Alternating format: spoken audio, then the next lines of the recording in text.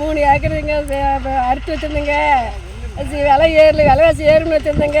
அது எவ்வளோ நெருக்கி வச்சு எந்திரிச்சிங்க. எனக்கு 3 ஏக்கர் நஷ்டமாயிடுச்சுங்க. பார்த்து நீங்கள் தாங்க நஷ்டம் செய்யணும். நஷ்டம் எனக்கு 3 ஏக்கருங்க. ஒரு 2 ஏக்கர் 3 ஏக்கர் சொல்லுங்க. சொந்த ஒரு முடியனூர். நாங்கள் ஆடு மேய்க்கிறது தான் எங்களுக்கு தொழில். ஆடு மேய்ச்சிட்டுக்குள்ள நான் சோளக்காட்டில் காலைல 8:30 மணிக்கே தீ பிடிச்சிக்கிச்சு. நாங்கள் சொல்லி பார்த்தோம், யாரும் கேட்கல. திரும்பி 12:30 மணிக்கெலாம் பிடிச்சிட்டு காடு பூரா பிடிச்சிக்கிச்சு. அதனால் எங்கள் பொருளை நாங்கள் பாதுகாப்பாக எடுத்து வச்சுக்கிட்டோம். கிட்டத்தட்ட ஆலப்பாடி ஊராட்சியில் கிட்டத்தட்ட ஒரு 7-10 ஏக்கர் சோளம் முட்டாக குமிச்சு வச்சுருந்தது எரிஞ்சிச்சு.